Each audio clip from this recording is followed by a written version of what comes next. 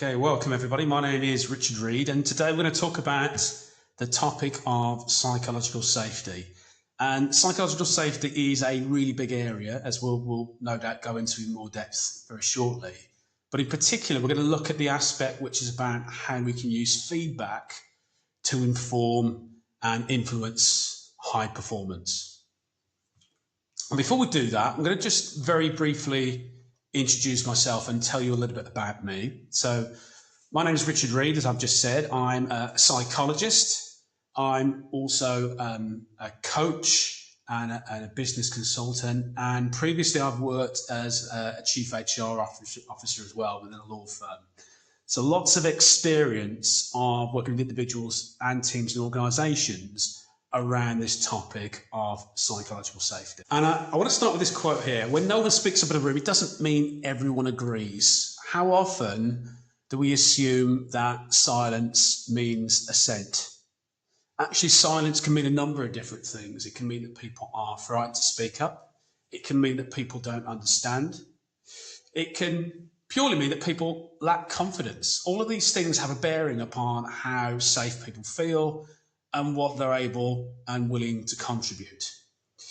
And the really key thing about this is that we tend to base our sense of the psychological safety within a team upon our own experience. And if we're somebody who's well established within a team, or very senior, or just somebody who's naturally gregarious, then we are more likely to assume that that is everybody else's experience. And in reality, people have a variety of different experiences. And some of that is based upon upbringing, but a lot of it is based upon the unspoken culture within an organisation. And we'll talk more about that very shortly. And we'll also start to define what it is that we mean by this term, psychological safety. And as we go through, please feel free to type in the chat if you've got any questions or comments, and I will leave time at the end to come back to some of those and go into those in more depth.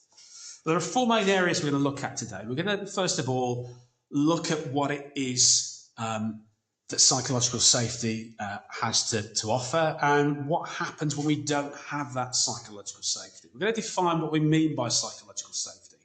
And then we're going to look at three very practical frameworks that you can use either as an individual within your team or organisation to make this a living, breathing thing. And this is often the risk, is that people take a temperature gauge of psychological safety, if it's something that occurs to them at all, and then they assume it's once and done. And actually what we're talking about here is how it is that we make it a living, breathing activity that continues to progress and maintain and hopefully improve over time. And the figures around the losses that are there when we don't have psychological safety are quite astounding.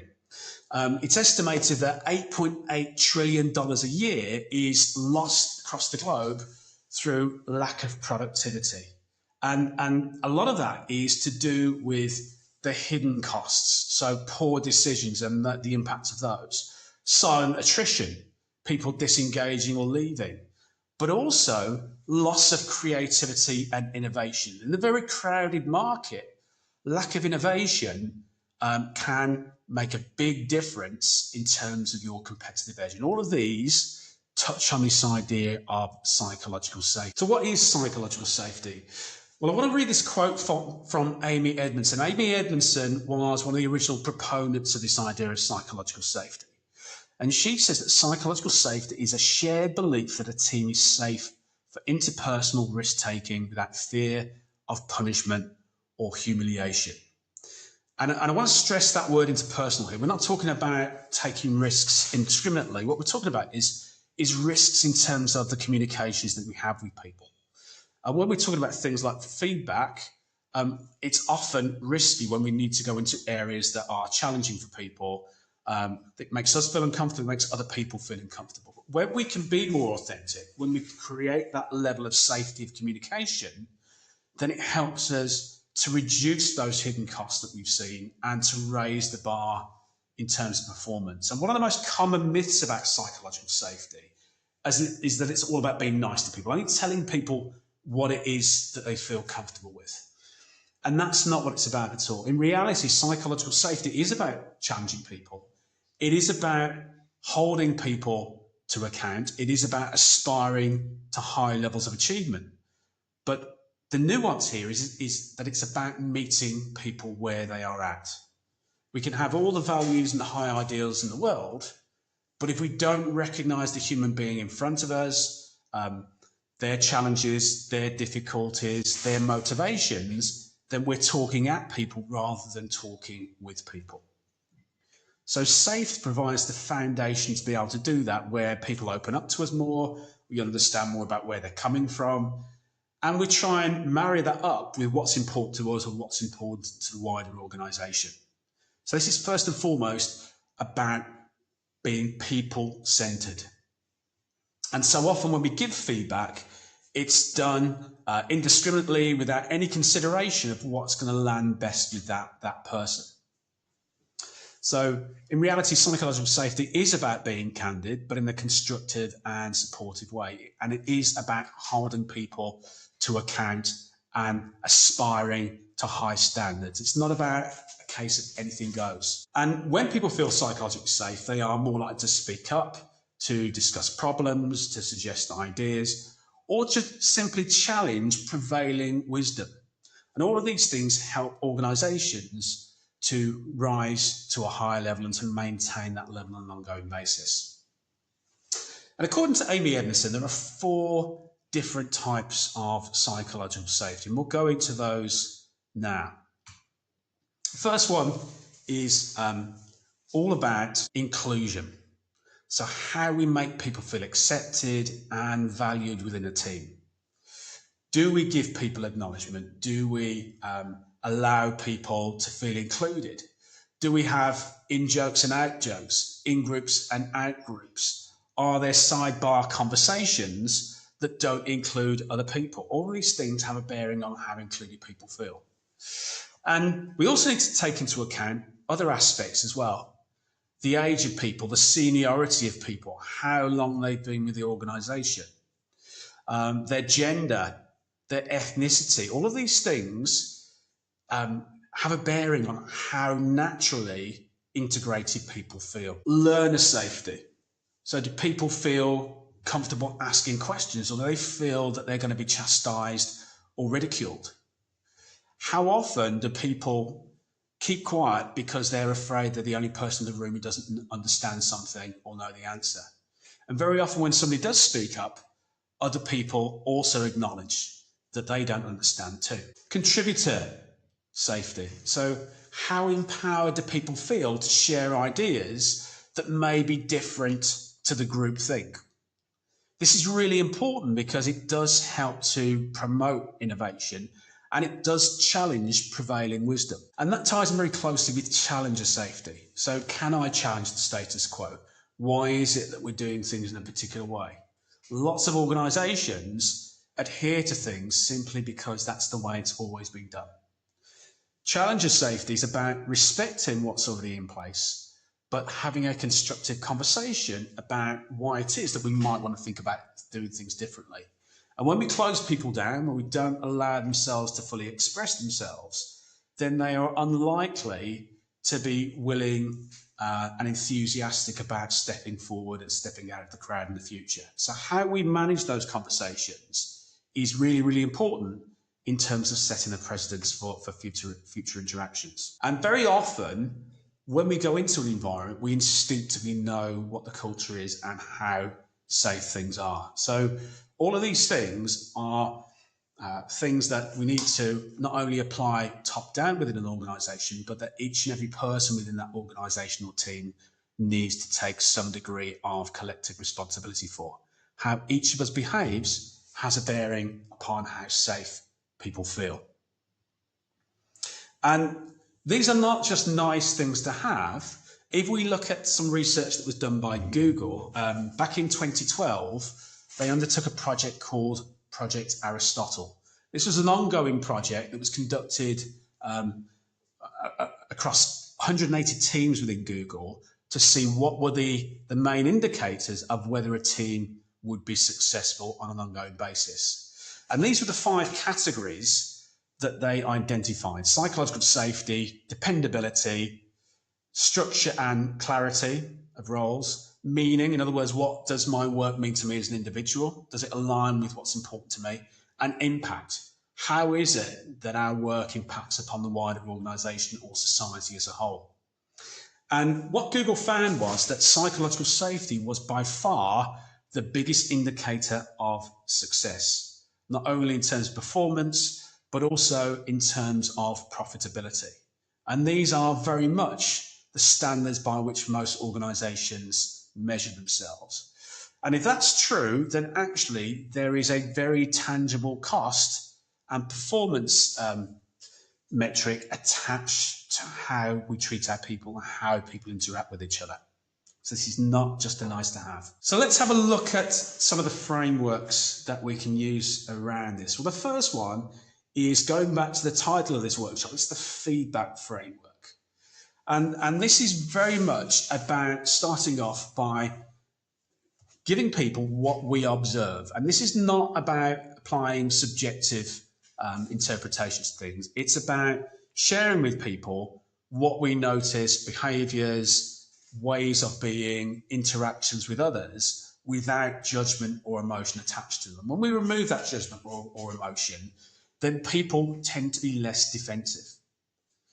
So, for example, I might say, rather than saying, I notice you being very aggressive with people, you might say, I notice that you've got a particular way of dealing with people. And by putting that out there in a artfully vague way, it allows people to feel less defensive and more open to having a conversation. And when we introduce topics in that artfully vague way, then it often allows people to offer and acknowledge challenges without us having to do it for them. And when we're too prescriptive, then people tend to either give us a silent treatment or become very defensive or aggressive back. So talking about the facts, or talking about, for example, a number of challenges we've noticed in people's communications, allows us to then start to invite other people to share their perspective.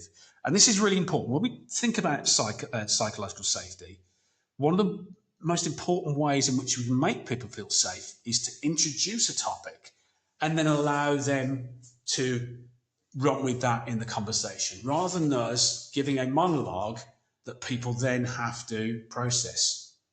And when we allow people to lead the conversation to a large degree, not only do they often acknowledge a lot of the challenges, either for them or how that might be received by other people, but they also start to relax because most importantly, they feel heard and they feel respected.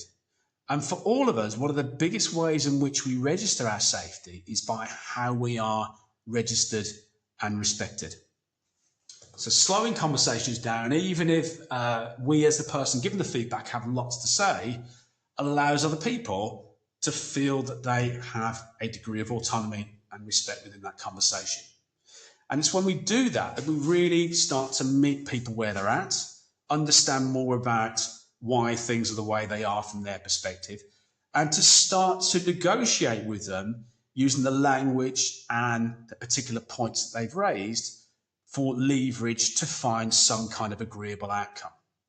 And that's how we create these shared pathways that mean that we still are working towards a required standard or outcome, but we're also being inclusive of the other person within that conversation where possible. And very often, when they are shared solutions, they tend to be more sustainable, not just in terms of addressing the immediate situations, but also in terms of strengthening our overall relationship with somebody. Sometimes, even if we impose a decision or a judgment on somebody and they accept that, it can have long-term consequences in terms of how open people are in the future. So having these shared pathways forward is really, really important. And for anybody who's interested in this topic, one book that's worth reading is Conversational Intelligence by Judith E. Glazer.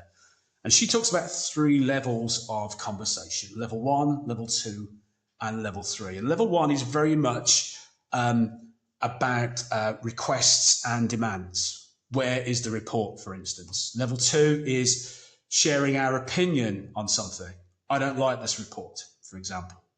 Whereas level 3 is about understanding somebody's world, or at least their perspective with regards to one particular situation, and working with them to create something between us rather than something that we impose.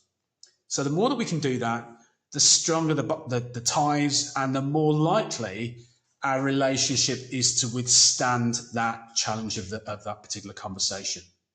And sometimes when we're trying to forge that solution, it can also be helpful to think about how we frame the conversation, that actually we're trying to find a way forward, that actually we're coming at this from a position of support rather than trying to chastise somebody or catch them out. And these conversations are really important, but it's also worth thinking about how it is that we are with people in between times. And we'll come on to that more towards the end of today's session. But if we don't talk with people on a regular basis, or our conversations with them are very level one and transactional, then they are likely to be more apprehensive about these types of conversations with us. Think about the annual cycle of conversations that people often have within organisations. You have your annual appraisal. You might have your monthly catch-up. If you're not having those brief touch points between times, it puts a lot more pressure on these conversations because we don't know how to relate to people and we don't know how genuinely well disposed to us people are. We only have what they're giving us in these more focused conversations. So think about how it is that you conduct yourself in between times. Do you show an interest in people?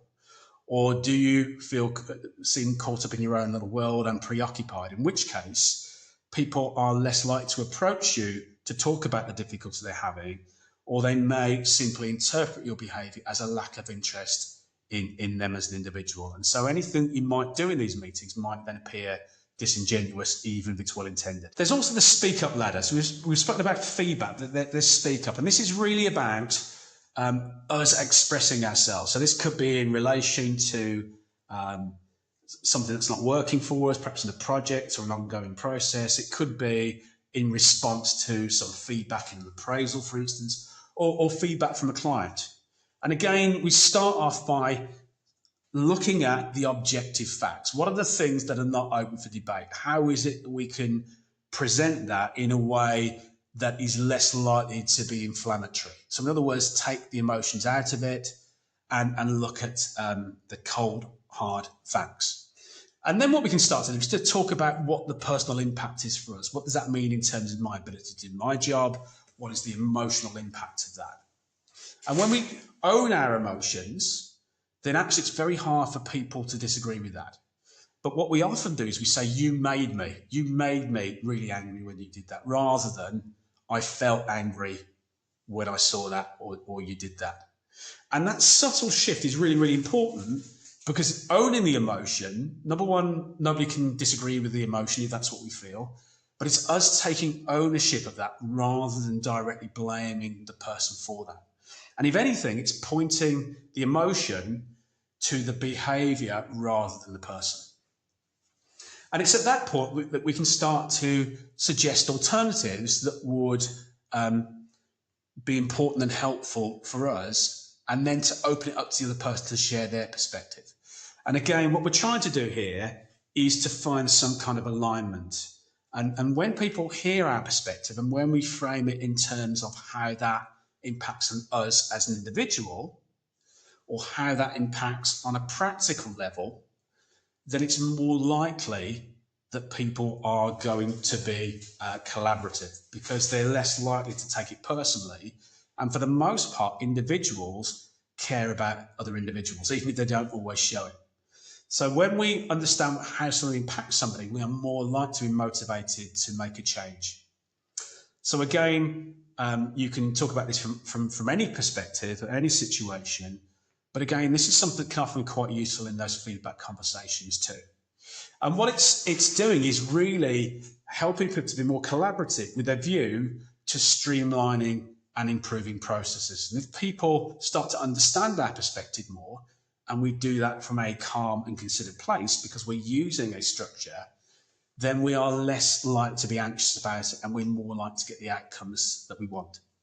And As perhaps people who are senior within your organisations or leaders within your organisations, the more that you can model this type of structure and normalise it as part of the language of your team or organisation, the more likely people are to use it, and the more likely people are to feel less triggered by it as well, because it becomes the regular language and fabric of your organisation. And then the third framework is really speaking more to those senior people who may be on this call or leaders, thinking about how it is that you can be that can also encourage people to feel more psychologically safe and more likely to receive your feedback in the right way, but also to share their feedback and perhaps challenge things in some of the ways that we discussed already.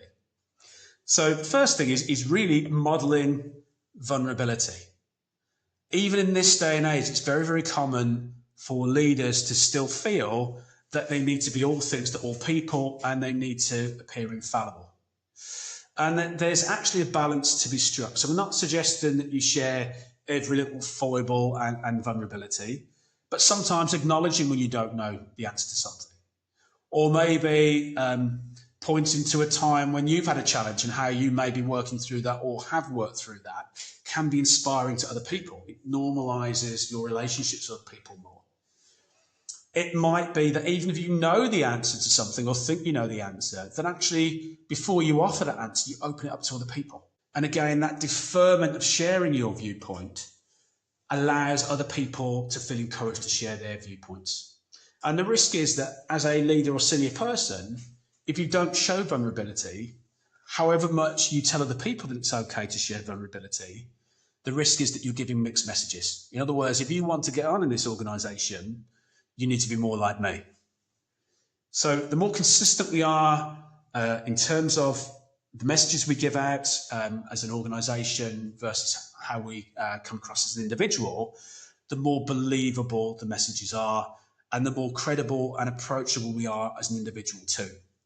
And that could also be tremendously freeing for you as an individual as well. So acknowledging some of your own vulnerability not only means that you can have better relationships with people where you can give people more constructive feedback and get that from other people, but it also means that you are less likely to experience imposter syndrome. And imposter syndrome is incredibly common at any level within an organisation, particularly as you become more senior. So small elements of vulnerability actually allow you to let go of the pretense. Yes, you need to be credible. Yes, you need to be professional.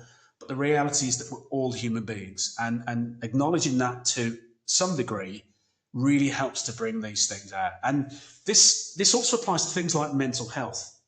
So lots of times people don't avail themselves of all the mental health resources that might be available within an organisation, because despite the messages that go out around those resources, senior people don't show vulnerability or don't reference perhaps things that they've had in the past. And so again, you get these dual messages or parallel paths of messages that give people very clear view on what you need to do in order to get on in an organisation versus what is allowed and tolerated. So vulnerability, really, really important. Active inquiry. So I can't stress this one enough. So this is really about curiosity. Curiosity for other people's situations and positions. And again, in a very fast-paced environment, or as a senior person who's expected to have all the answers, it can be really tempting to close people off before they fully express themselves, or to make assumptions about where a conversation is going, or to think that we've covered everything off when perhaps maybe there are other perspectives or things that we've overlooked. So slowing conversations down, showing curiosity for people's positions, showing curiosity for things that may not have been touched upon in the conversation about a particular topic, again, are ways of inviting other people into the conversation. One of the things that can also be really helpful to think about here is the types of personality within your teams and organisation. So lots of the kinds of conversations that we have are heavily stacked towards extroverts. So in other words, people who are very quick to talk, tend to think as they talk. Those people tend to dominate the conversation, whereas Introverts tend to be more reflective and need more time to formulate their thoughts and responses. And the risk is that conversations can move on very quickly before those people are ready to offer something. So slowing conversations down is important. Sometimes actively bringing some of those people in to the conversation, or better still, giving those people a heads up ahead of meetings about the types of things that are going to be discussed. So doing that, having some kind of agenda for a meeting is really, really useful to allow people to prepare, to maximise the time that you have together, but also, as we've just said, to allow introverts to become more embedded in the conversation. And a lot of the time, particularly in this day and age where we're having lots of Teams meetings and Zoom meetings, we tend to have very transactional conversations. What are we here to discuss? Let's go on and do it. And so often we don't have a formal agenda. And so people are having to think on their feet, albeit they might know what the broad topic is that they're there to meet about. So think about how it is that you can bring introverts into the conversations more. Think about junior members of staff or new members of staff. All these people are likely to need more time or be more reticent to get involved. So showing curiosity for them is important. But also if you've got a sense that other people have got something useful to offer because you've had a conversation with them offline, bring them into the conversation, link up the current state of play in the conversation to bring those people in if they've got a valid point to make. And then the other thing to think about, and again, this is something which is really useful to embed in organisations as a whole, particularly when it comes to things like feedback, is how it is that we destigmatise failure. And some of you will no doubt have heard of the growth mindset, which is an idea which has been proposed by somebody called Carol Dweck, who is an American educational psychologist. And she talks about how it is that we have a relationship with setbacks and failure. And so often we chastise ourselves, we chastise other people. Sometimes we scapegoat, whose fault is this? Sometimes we criticise ourselves in front of other people. I'm such an idiot, for example. All of these things, even if they're done without much thought behind them, give people an indication of how safe it is to acknowledge difficulties or setbacks or failures. So the more that we can take a measured approach to things, the better it is. And if you look at organisations such as Microsoft, for example, one of their main values is all about innovation. And part of that innovation is about calculated risk.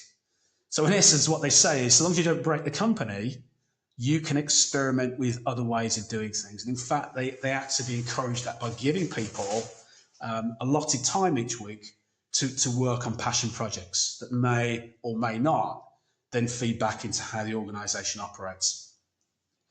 So think about how it is that you can maybe bring an element of innovation or playfulness to things, but also how it is that you can start to frame setbacks and failures. And rather than seeing them as absolutes, when we can see them as part of an iterative process, then we can still be aspiring to high standards, but we can start to embrace that learning. People are more likely to be open about things they've misunderstood or things they've got wrong. They're more likely to do that in a proactive way, which means that things don't get worse. And it means that we can use that and turn that setback or failure around much quicker, and as a result, go on to bigger and better things. And so often when people are chastised or there's an unspoken element to those setbacks, then people are more reticent to try new things out in the future. In other words, they start to play it safe. And when they start to play it safe, because that's the culture of the team or the organisation, then organisations start to plateau and they lose their innovative edge.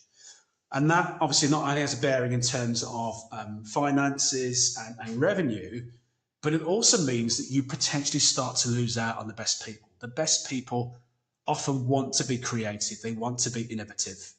They want to offer new ideas. And particularly if you think about generations that are coming through into the workplace now, these things are more of a conscious value that they seek out within organisations. So the more that you can embrace it, the more that you can bring that into play alongside this idea of acknowledging your own vulnerability, then the more likely your team is to move on to bigger and better things. Because the fact is, as much as we might aspire to high standards, the reality is that we're always going to make mistakes and there are always going to be setbacks.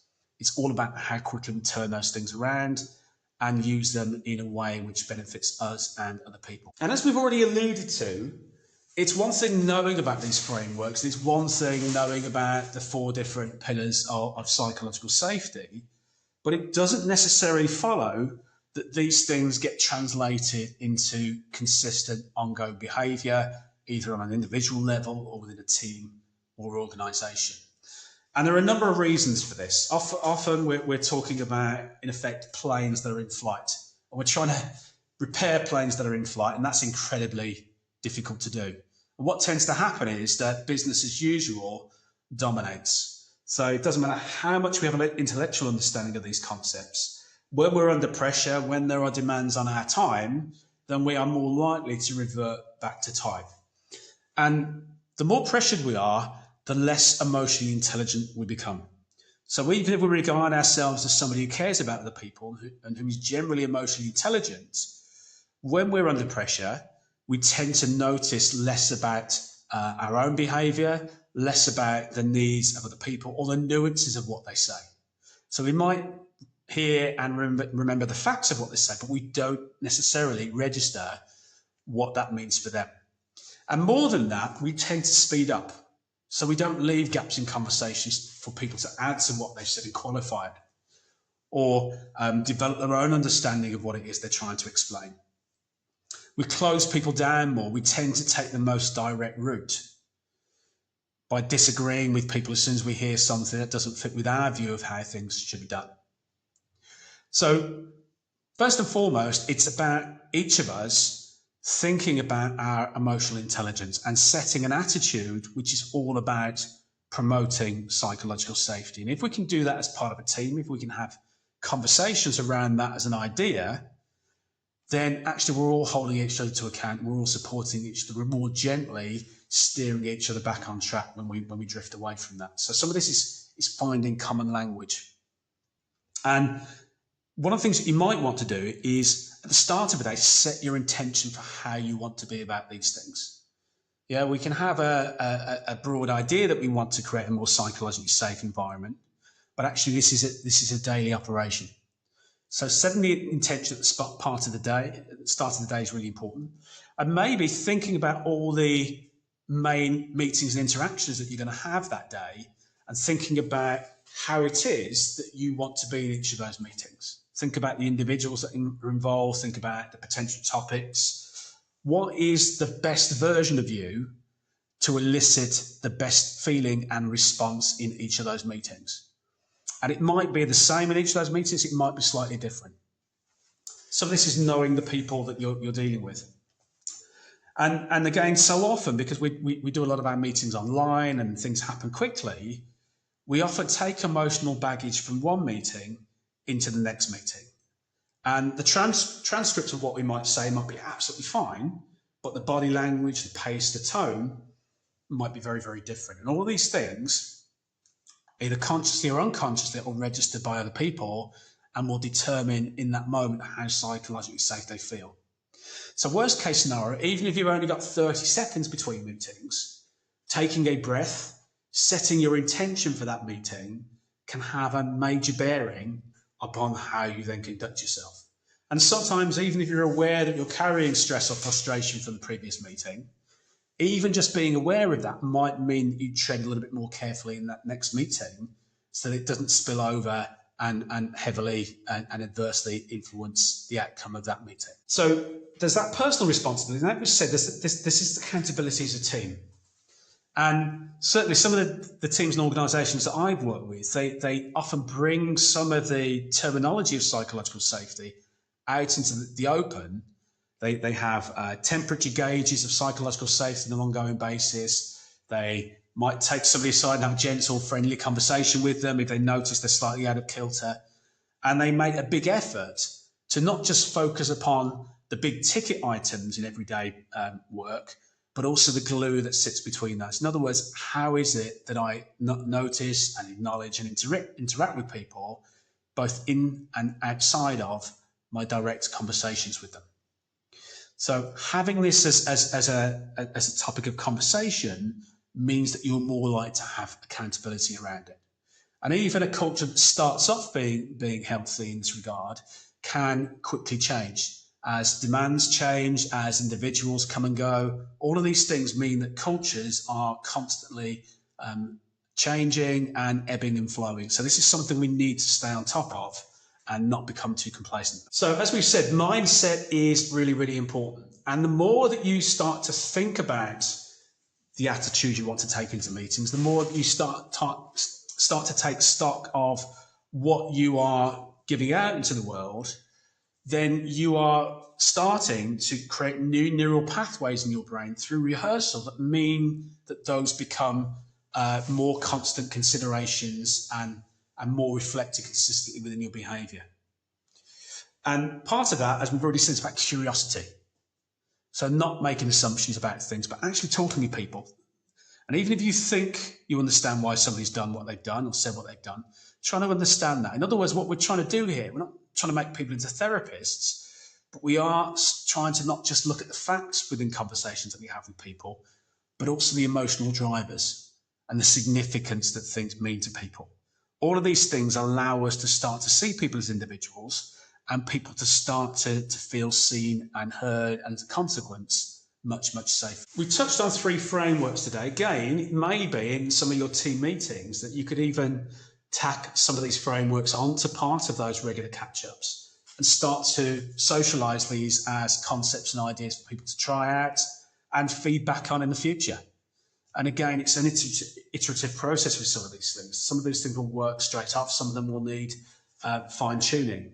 But introducing them as topics of conversation means they are more likely to become conscious efforts. And we've spoken a little bit today about dialogue as well. So level 1, level 2, level 3. Level 3, as we've already said, in terms of the Judith E. Glaser model, is when we meet people where they're at and we show curiosity and respect for that. And we use that as a platform to align what's important to them or to align what has motivated them to fit with what it is that we need to happen. So in other words, we're freshly baking things in conversations rather than going with a heavily scripted conversation that we might use with any other person. And the more that we start to embed these behaviours in everyday situations, the more they start to become normalised and the more consistent they become.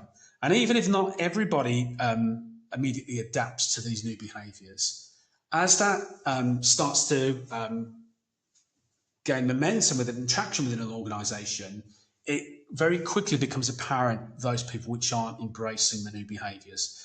And so it might be you've got some tricky characters in your organisations or your teams, but if they start to become the minority in terms of behaviours around psychological safety, then very quickly that becomes a topic of conversation that you might have with them in appraisal, or they are more prone to start to align with the prevailing emerging culture when they too realise that actually they're in the minority.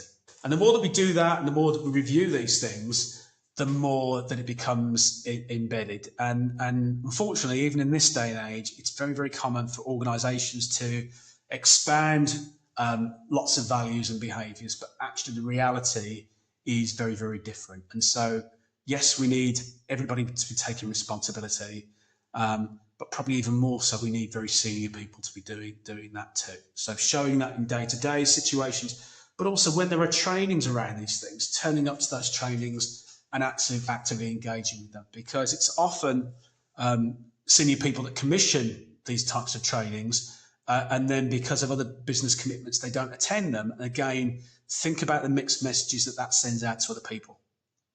When senior people turn up and they engage, then it's giving people a very clear message that these are things that are taken seriously at every level within the organisation. So we're coming towards the end of today's webinar, and we will open for questions in just a moment. But think about psychological safety as being one of the underpinnings of high performance. And part of high performance, as we've already touched upon, comes from the kind of conversations that we have with people and the authenticity of those conversations. Authenticity comes from people feeling safe enough to acknowledge their perspective, and as a consequence to be more likely to be respectful of somebody else's position and to provide more aligned outcomes and solutions. So think about that, but don't just think about it as being a one-off exercise. This is an ongoing thing that even if you get it right, it's important not to become complacent about it. It can very quickly slip. So make it a conscious part of what you do and revisit it periodically with yourself and with your wider teams. So we're now going to open for questions. We've got about 15 minutes. Any questions from people? Please feel free to unmute yourself if you've got any questions. And if anybody's feeling brave enough, I'd be interested to hear more about what other people have tried in these areas. Elizabeth? It's a really interesting question, and it's very easy to get the two confused. And I think part of this is about having a individual conversations with people to gauge what your relationship with them is like and what their general demeanour is like.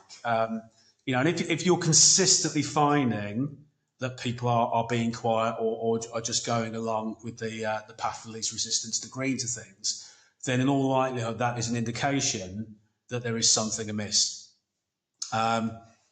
If it's a one-off meeting where that happens, then I think sometimes it is worth checking with people and maybe even offering them a menu of why it is that it might be quiet.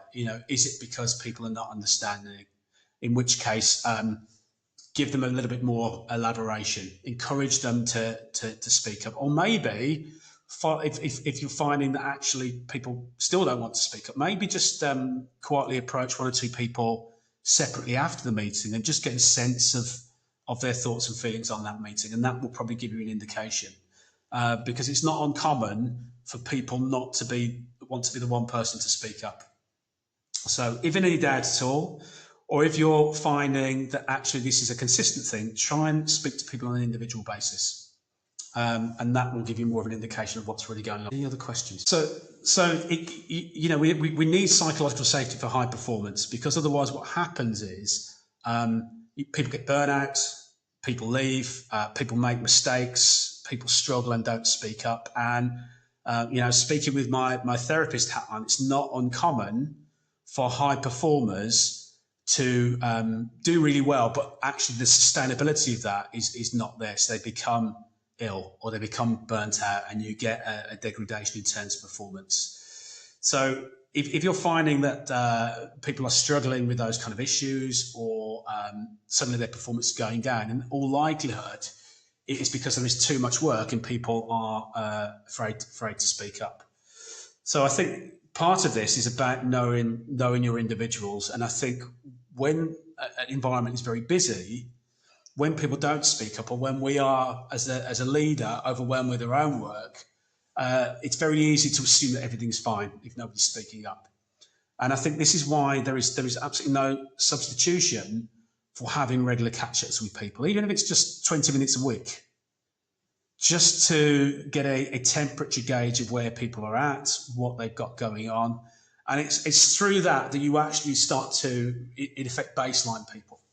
So what is my normal sense of this person when they're doing well, and how are they doing against that? And if I've got any sort of sense that actually this is not how they typically are, that it might be something that I actively speak to them about and find a way to do that. And sometimes doing that informally is the best way to do that. Taking people for a coffee, tacking it onto the end of a meeting that you're going to have with them anyway, but equally leaving plenty of time for that conversation if it does open up is really important too. So high performance is great, but high performance is not sustainable unless you're supporting the individuals and recognising what each of those individuals needs on an ongoing basis. And it's very, very common for the people who don't speak up and the people who take on extra work to be the ones who suffer in silence. Any other questions? Hi. Yeah, I think it's a collective issue. And I think that the risk is that historically it's been seen as largely an HR issue. So in other words, teams and managers are there to focus on outputs, And when things are slightly amiss, or when there are things that are nice to have, HR does those things in the background, or does them as a reactive process. But as I touched on earlier, I think it's a collective responsibility. And yes, there will be bits that HR need to lead on. So, for example, the training that sits around that, and the policies that sit around that. But it's everybody's responsibility. So even co-workers, how they talk to each other, how they interact on things, has a bearing on psychological safety. And sometimes it's not always that people are disrespectful. Sometimes it's just that people have a very strong personality, and it crowds other people out. And you often see this when you get introverts and extroverts working together. That there's no malice behind the interactions, but actually one person doesn't feel like they get to express themselves. So it's everybody's responsibility. And I think leaders as well, tend to be very good at reacting to problems, and they tend to be very good at commissioning projects and initiatives around things like this, but they don't always completely buy into it. So sometimes they'll be absent from those trainings. They'll be absent from thinking about how these policies tie into things like governance and overall performance. And sometimes leadership behaviours are rewarded that actually contravene some of the ideas that we're talking about here. And I've certainly worked in organisations in the past where there are people who are high fee earners within an organisation, and they are pandered to despite their disruptive behaviours, simply because of the financial benefit that they bring to the organisation. And when you've got one or two people like that, that completely undermines these kind of initiatives, because people, it's the same offenders' names that come up all the time. And when people see that there is nothing being done to address that, again, it makes them believe that a lot of these things are lip service, that actually people don't really care. Money is the bottom line. And yes, that's what organisations are there to do, earn money.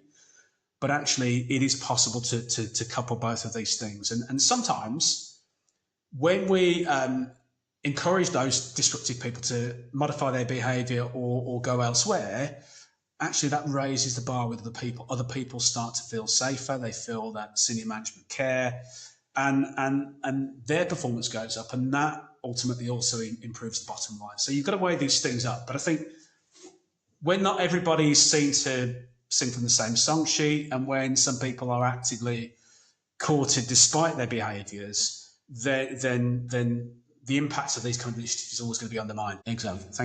Thank you. Any other questions? We've still got a few minutes left if anybody's got any other questions. If anybody does want to ask any questions later, if they're not feeling psychologically safe on this call, I understand, you're very welcome to email me or message me on LinkedIn if you do have a question. And you don't want to share that with the group, either because you don't like these kind of environments, or simply it's very specific to you or your organisation, do feel free to get in touch and we can have a confidential chat about it. We will also be sending out a copy of the slides for anybody who wants these for reference. Any other questions? Okay, if there are no other questions, then thank you for your time today. Really appreciate you taking the time to come along to this. And do reach out if there's anything that you'd like to discuss on the back of today's topic. Thank you.